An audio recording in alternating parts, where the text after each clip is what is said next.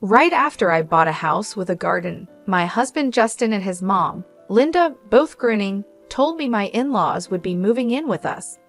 They said if I didn't like it, Justin would divorce me. If Linda came, her mean daughter would surely follow.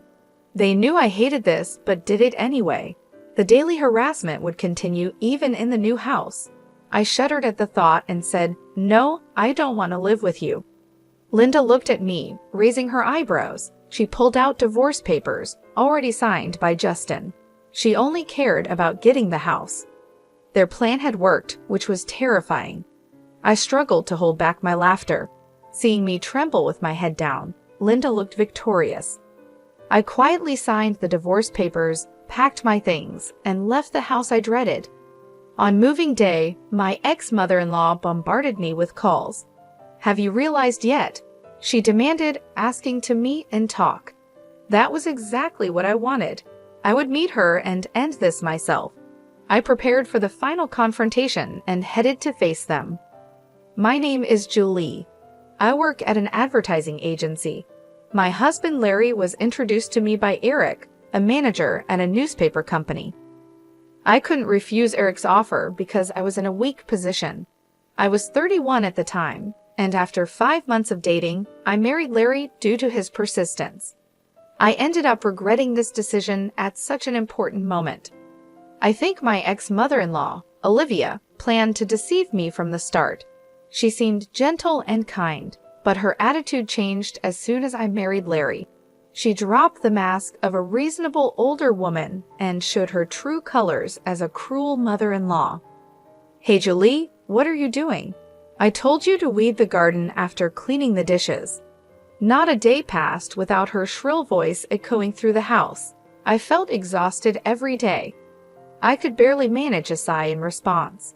After the wedding, I agreed to live with my in-laws because Larry insisted. His father had passed away, and Olivia, his mom, had been dealing with a leg injury for years. Larry begged me, saying he couldn't leave his aging mother alone in the old house. But when I got there, I saw Olivia walking around just fine. She said that teaching a daughter-in-law was a mother-in-law's duty and treated me harshly every day. Larry was no help either. Whenever I suggested living separately, he made excuses and avoided the issue. He always did whatever she wanted and never stood up for me when she scolded me. "Yeah, my mom has quite a temper, huh?" he would say. "Stop grinning and help me. This is really hard for me." After getting married, I began to feel intense anxiety and depression. I found myself crying unexpectedly or feeling sick for no reason. After seeing a doctor, I was diagnosed with an adjustment disorder. The thought that every day spent at my in-laws was affecting me badly was truly unpleasant. Despite my feelings, Olivia continued to make unreasonable demands. "Don't be lazy just because it's your day off. Have you finished cleaning the room? You haven't gone shopping yet, have you? Make sure to check the discount stores before you go. Please, Olivia, don't shout at me. I have a headache. I'll do the cleaning and shopping later," I pleaded. "Don't give me that. When you're told to do something, you do it immediately. You're the daughter-in-law, aren't you?" "A daughter-in-law is not a maid," I wanted to retort. Her demands often involved the house itself. Cleaning the gutters, replacing the wallpaper, fixing the splinters in the pillars. The in-laws' house was very old and falling apart. It creaked whenever the wind blew. Each time, she would urge Larry to get a new house. "This place is a rental, you know. We're renting it cheaply from an acquaintance. Just once, I want to live freely in our own home. Don't you think so, Larry?" "I do, but we can't afford it on my salary. A house of our own is just a dream," Larry replied. Olivia grew frustrated with her useless son and took out her frustration on me. "Cook, clean, weed the garden, take me to the hospital." She didn't care that I was exhausted from working full-time. It was no wonder I developed an adjustment disorder. I couldn't help but think that every day. 5 months after moving in with my in-laws, a woman who made my miserable life even worse arrived. Larry's sister Kelly came back after her divorce, bringing her child with her. She said her ex kicked her out, saying he didn't want to see her face anymore. Well, it's my fault really, she admitted. I left my kid alone and slept with my husband's boss. What kind of morals does this woman have? When Kelly saw my shocked face, she smiled a little. Kelly, who looked just like Olivia, acted just like her too. She refused to do any housework and made me clean her room as well. It's only fair, right? I'm raising a child. You wouldn't understand since you haven't given birth, but it's harder than it looks. So thanks in advance for your help, Julie. Kelly didn't work. She lazed around all day. Her care for her child was half-hearted at best. She would lie on the sofa doing nothing. On weekends, her behavior was especially bad. She'd leave her young daughter with me and go to the arcade. Kelly had some bad friends from her wild days, and sometimes started drinking with them in the afternoon. I wished she would at least help with some of the housework, but Kelly did absolutely nothing. She was the type of woman who would do anything to get money for fun. One day, Kelly handed me a drawstring bag. When I looked inside, I saw my dad's cufflinks, a ring, and some vintage lighters. What do you expect me to do with these? I asked. Figure it out. Sell them and make sure you get a good price, okay? Kelly said casually. These were my late father's belongings, meant to be keepsakes, yet Kelly told me to sell them without a second thought. I felt a wave of sadness, especially since she would likely use the money for the arcade. Unable to bring myself to do it, I explained the situation and handed the bag over to Larry. I don't know what he did with his father's keepsakes, and frankly, I don't want to know. When Kelly first returned, many things happened. My belongings frequently went missing after she arrived. Around that time, I also discovered that Larry was probably having an affair. A friend who worked at a different advertising agency saw him in town on a weekend. Larry was walking arm in arm with a flashy young woman. I was furious when I heard the story. I'm working hard from morning till night, even on weekends, and you're out having fun with a young woman. Unbelievable. This is cheating, right? Who is she? Tell me the truth. It's not cheating. She's just a worker from a massage parlor, Larry replied. And how is that any better? You shouldn't be going to such places when you're married, I shouted. Kelly laughed hysterically at our argument. Olivia seemed annoyed, but didn't strongly scold Larry. According to Olivia's logic, if a husband goes to such places, it's because the wife isn't devoted enough. Getting upset over something like that is embarrassing. The problem is you. If you were more devoted to Larry, this wouldn't happen, Olivia said. I don't agree, Olivia. Isn't that a bit unreasonable? I said. This is the norm in this house. Besides, going to places like that or having an affair shows a man's strength. A wife should forgive such things with a big heart, you know. What was normal for them was crazy to me. Forgive visits to those places and affairs? There was no way I could do that. My frustration only grew, and I couldn't just stand by any longer. Determined to change this unpleasant situation, I decided to take action. Olivia and Kelly stayed the same day after day, treating me like a servant. They lounged around on the sofa or floor, raising their voices when they were hungry. Hey, why isn't lunch ready yet? It's already noon. Stop dragging your feet, Julie. You're so slow, it's annoying. Then why don't you make it yourselves? I've been cleaning the garden, airing out the carpets, and shopping with no time to rest, I replied. Don't talk back. Know your place as the daughter-in-law, they snapped. I wasn't even allowed to voice my opinion. I was utterly fed up. I wanted a divorce immediately, but if it were that easy, I wouldn't have been struggling. Larry was introduced to me by Eric, a manager at a newspaper company. I owed a lot to my boss, Richard, who also asked me not to do anything that would embarrass him. Olivia knew this and often used it against me. I was completely stuck between a rock and a hard place. For a while, all I could do was endure. Then, one day, Larry's affair became undeniable. That friend from the other agency got solid proof. The first stage of my plan was complete. I needed to figure out my next move. About a month later, I think it was. Kelly spread out a housing catalog on the dinner table after dinner. From every angle, it was clear that these were items I had put in my bag. Look at this. Julie was planning to buy a house. Wait, did you rummage through my bag? Why? Why would you do that? I demanded. Just be quiet. Oh, it's a nice house, a bit in the countryside, but still. Hey Julie, you should have discussed something like this with me, Kelly said. I had my eye on a house with a garden. As Olivia said, it was in the countryside but looked quite good. I had already visited the place several times and met with the real estate agent. When I admitted this, the three of them became very interested. What? How far along are you in the process? Are you going to buy it? It's cheap and spacious. Not bad at all, Olivia said. Larry added, "Amen, got to be bold. Oh, well, a house with a garden, huh? That's a big decision if you decide to become the head of your own household. I'll support you, and I'll even help a little financially. Wouldn't you like to leave here and live with Julie in your own place?" Olivia said, pretending to be supportive. She was already encouraging Larry before I could say anything. How fake. She had no intention of letting me go easily. When I asked whose name the house would be under, Larry frowned. I'm the head of the household. It will be in my name, of course.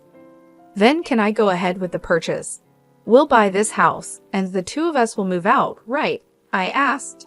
All right, I've decided. I'll buy the house. Go ahead and move forward with the arrangements, Larry finally said firmly. Olivia and Kelly both praised Larry for his decision, but I noticed them exchanging a knowing smile. A few days later, just after buying the house with a garden in the countryside as planned, Larry and Olivia, both grinning, made an announcement. They're moving in too, Larry said. What? But you said we live there alone, I exclaimed. After thinking it over, we decided to live together. You're not going to say no, are you? If you refuse, I'll make Larry divorce you. I wonder what your boss Richard would think of that, Olivia said. There it was, a cowardly move. If Olivia came, Kelly would surely follow. I shuddered at the thought of daily harassment continuing even in the new house. No way, I absolutely refuse. I have no intention of living there with you, I said firmly. You don't seem to understand your position, Olivia said, her eyebrows shooting up in anger, her face red, veins bulging at her temples. She pulled out divorce papers from somewhere, and Larry's part was already signed. Her face showed she didn't care about anything as long as she got the house. If you're really going to refuse, then sign here, she said. All right, I will. I'll sign. Let's get divorced. I've had enough, I replied. What? Hey, Julie, are you sure about this? Larry asked. Leave her. A useless woman like this is just going to make you angry. You're young. You'll find a new wife soon enough, Olivia said harshly. I quietly signed the divorce papers. Olivia looked triumphant, but she had no idea how I felt. My plan had worked perfectly, which was terrifying. I struggled to hold back my laughter. A few days after I moved into my new apartment, I started getting a lot of calls from Olivia. Checking my calendar, I realized today was their moving day. She must have figured it out. The phone kept ringing nonstop, typical Olivia. Ignoring the calls didn't help. They kept coming. Finally, I answered due to her persistence. Olivia didn't even say hello. She just started yelling. Julie, how could you do this? What kind of house did you make us buy? Hello, Olivia. Calm down. What are you talking about? I don't understand, I replied. Don't play dumb. This house, you knew it was defective when you bought it, didn't you? Didn't you? She screamed. That's right. The house I chose had problems. The ground was unstable, causing the land to sink. Even a new house could have doors and windows that wouldn't close properly after a few years. There were old mining tunnels nearby that caused these issues. The locals knew about this and built their houses on stable land. Only clueless newcomers fell into this trap. I used this problem-ridden house to trick those three. It was tough to find a reasonably priced defective house, even with the help of a real estate agent. I'd also made sure Kelly would steal the real estate catalog from my bag. I had deliberately left my bag in an easy-to-steal place. They fell right into the trap and moved in. It was hard to keep from laughing when I signed the divorce papers. I wanted to tell them everything, but I couldn't. I played dumb. A defective house? That can't be right. There must be some mistake, I said, feigning innocence. What is with that attitude? So fake. Just come over here, Olivia demanded. No, honestly, I don't ever want to see you again, I replied firmly. What? What did you say? She yelled. There was no way I wanted to see that unreasonable family again. I told her I wouldn't meet them even if they paid me. Then Larry took over after she clicked her tongue. Julie, please think about our situation a little, Larry said. I could say the same to you, Larry. Did you ever think about my feelings? No, you didn't. I was always isolated, I retorted. I'm sorry. I'll apologize. Just tell me where you moved to, he pleaded. Why would I tell you that? If you showed up, I'd have to move again. I want to cut all ties with you, I said. The conversation went nowhere. Eventually, Olivia and the others started making even more outrageous claims. They said the divorce was invalid and that we were still family. I had 2 colleagues sign as witnesses and submitted the divorce papers to the city hall. They are valid, and there's no way it's invalid. How unreasonable can they be? Anyway, they kept insisting, just meet with us once, Julie. We need to settle this properly. Olivia and Larry were determined to meet and talk. I knew they would keep calling if I kept refusing. I had no choice but to meet them to put an end to it myself. Fine, I'll meet with you once, I said. Thank you, I owe you one, Larry replied. But I'll choose the time and place, okay? I couldn't risk being ambushed or followed. I needed to stay in control to ensure my safety. After making careful plans, I arranged to meet the 3 of them at a cafe. I arrived at the cafe 15 minutes late. Olivia and Kelly were already furious from waiting. Larry had a strained smile on his face.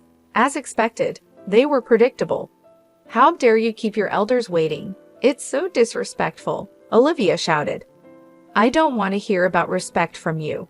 So what do you want? I replied. What's with that attitude? It's infuriating. We're stuck with a defective house because of you. Take responsibility, Kelly chimed in. I told you, I don't know anything about that. You decided to move in on your own, didn't you? I responded. Olivia faltered, unable to deny that she and Kelly had willingly moved into the defective house. Their previous home was being renovated, so the only place they had to live was the defective house. If you're done, I have something to say. Olivia, I will be suing you for damages. Prepare yourself, I said. What? Damages? Suing? Why? What did I ever do to you? Tell me clearly, Olivia demanded. You mentally tormented me to the point of developing an adjustment disorder, I said, showing them a copy of my medical diagnosis. The 3 of them stared at it intently. Olivia's eyes widened. She probably never imagined I had been seeing a psychiatrist. You never thought about how much your words hurt others, did you? It was very painful for me. I felt nauseous and cried a lot. It was really tough, I continued. That's because you're weak. You were a lousy daughter-in-law and deserved it. Isn't that right? Olivia retorted. Calling me a lousy daughter-in-law repeatedly is slander. Slander is punishable by up to a year in prison or a fine of up to $5,000, I said firmly. What? That's ridiculous, Olivia exclaimed. What's ridiculous? I countered. Olivia didn't understand the seriousness of her actions. She had no idea how harmful her behavior was or how much her verbal abuse had hurt me. You also did other things that are punishable by law. You threatened me multiple times, saying you'd tell Richard about the divorce. That's extortion, I added. Wait, isn't that a bit exaggerated? Larry interjected. It's not exaggerated at all. By the way, extortion carries a penalty of up to 3 years in prison or a fine of up to $5,000, I replied. I won't back down on this, I said firmly. All right. Wait a minute. Kelly stepped in, her eyes sharper than usual. She had the look of someone who wouldn't be intimidated by threats. What is this? Scaring my mom by taking advantage of her ignorance? Do you have any proof of these so-called slanders and threats? Yes, I do. I've been recording everything, I replied. What? Recording? Kelly's eyes widened. Yes, I'd been recording with my phone's voice memo the entire time I lived at my ex-in-law's house. I have plenty of audio recordings, including data of Olivia's abusive language. Submitting this as evidence would confirm the charges of slander and threats. Did you really think I'd just take it? It's not just Olivia. Kelly, you're also guilty. You'll be held accountable too. What? Why me? What did I do? Kelly's voice rose in panic. Think about it. Haven't you committed any crimes? Or are you saying you haven't caused me any trouble? Of course not. Don't be ridiculous. Kelly insisted she was innocent. I showed her the screen on my phone. Kelly's face turned pale. It showed her rummaging through my bag, nervously glancing around while searching the contents. What's that? How did you record this? Because my belongings frequently went missing after you arrived. Makeup, accessories, clothes, bags. I set up a hidden camera. This is awful. How could you do that? You're just a daughter-in-law. Unbelievable. Who's the one overstepping boundary here? Let me inform you about the penalty for theft: up to 12 years in prison or a fine of up to $5,000. I'll be contacting the police, I said firmly. Kelly's mouth opened and closed. She wanted to argue, but she couldn't. She looked completely helpless. I had kept track of all my missing items. Knowing the exact extent of the damages would make it easier for the police and lawyers to act. If I was going to do this, I would do it thoroughly. I was determined not to let these three off the hook. Finally, it was Larry's turn. He shrank back under my glare. If there was anyone I couldn't forgive the most, it was him. I believed a marriage was about mutual support, but Larry, you saw things differently, didn't you? From start to finish, you were always my enemy, weren't you? Enemy? No, I never meant that. Not at all. Please believe me. Even today, I was trying to mediate as much as possible, Larry pleaded. Sure, enough with the lies. I don't need your mediation, I said coldly. Larry was a cowardly man. He always sided with the stronger party. He had always been with Olivia and Kelly. Even now, he was trying to placate me to save himself. If he had been a slightly better man, maybe, but it was too late now. I would have stayed married if he had just said, "Let's move away and live just the two of us." I might have done that. The name of your affair partner? I believe it's Nicole. What? How did you know? Larry stammered. I had a friend investigate. She's good at that. I even have pictures of you and Nicole entering a hotel together. Look, here they are, I said, showing the photos. No, don't show them. Don't show them. Larry tried to stop me from showing the screen. He didn't want his mother and sister to see his affair. But why should it matter? Their morals were already broken. They were all like-minded. I put my phone and the copy of the diagnosis back in my bag. I had shown all the evidence I needed. Olivia, Larry, and Kelly looked defeated and drained of energy. If they did anything wrong, they'd be reported to the police. They seemed scared, but I was fully intending to consult the police regardless of their actions. I believe the police will come by eventually. Don't try to run. It will only make things worse. And make sure you don't follow me. Understood, I warned.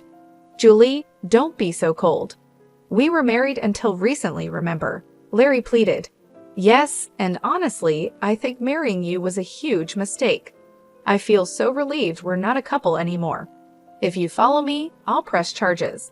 So don't wait outside my office or contact me unless it's absolutely necessary, I said firmly. I made a few simple agreements with the three of them and left the cafe. Even after I left, they sat there looking dejected. You can't stop people from talking. The news of Larry's divorce quickly spread at his company. The reasons his infidelity and mistreatment of me spread along with it. As a result, Larry faced cold treatment at work. The person who introduced us was Eric from the affiliated newspaper company. Naturally, Larry lost his trust and was viewed harshly. Unable to endure the hostile environment, Larry eventually quit. He struggled to find new employment, and his relationships with his mother and sister became strained. About a year after our divorce, Larry reappeared in front of me. He called out to me as I was leaving work, and I turned to see a shabby-looking man standing there. "Larry, I barely recognized you," I said. "I know people say my face has changed lately," Larry said. He looked like he had been through a lot. Olivia and Kelly were convicted and fined, and I had claimed alimony from Larry. They must be struggling financially now. They still had to pay off the mortgage on the defective house, so things were tough. "How are Olivia and Kelly?" I asked. "They're alive, just barely hanging on. They're both working now because they have to, or we wouldn't survive. They always say they want to go back to the old life, relying on my and your income. They haven't changed a bit. They're like parasites," Larry said. Cutting ties with them was definitely the right decision. I thought he might argue, but he didn't. Larry sighed deeply and apologized to me. "I'm really sorry for everything. I deeply regret it. I was a fool. You were right. I should have always been on your side. I must have been out of my mind." "Your whole family has been out of their minds from the start," I replied coldly. "Please, let's live together again. I'll cut ties with them for real this time." "You're the only one for me," he pleaded. "Oh really? Too bad. I'm seeing someone else now." "Even if I wasn't, I'd never take you back," I said firmly. When I said that, Larry collapsed to his knees, but his pitiful act didn't work on me anymore. If I were less well-mannered, I would have spat on him right then. I left him there and went home. He never contacted me again. The real estate agent who helped me told me that Olivia, Larry, and Kelly's lives had fallen apart. They blamed each other for their poverty, which worsened their relationships. Neighbors heard shouting and glass breaking from their house almost every night. They berated and tormented each other but couldn't break free. It was nothing short of hell. They were quite isolated in the community, with no one wanting to interact with them. Eventually, they will likely sell their unsellable house for next to nothing and end up homeless with just their debts. I can clearly imagine the three of them huddled together, cursing each other under the cold sky. One day, I'd like to see their miserable state when they've hit rock bottom. Meanwhile, I'm living a happy life that feels almost unreal. It's all thanks to my new partner, the one I mentioned to Larry. He's a successful salesperson at a big trading company, a mature man with a gentle nature who respects others. He's also divorced, like me. We're planning a small wedding soon. My first marriage was a really bitter experience. Even now, I sometimes tear up when I remember the hardships. But even during those times, I feel warmth and comfort when I lean on him. This is where I belong. I took a long detour, but I finally arrived. That's how I feel. Because of the struggles I've been through, I can now be kinder to others. I want to use my experiences to live a positive and bright life. That's how I feel these days.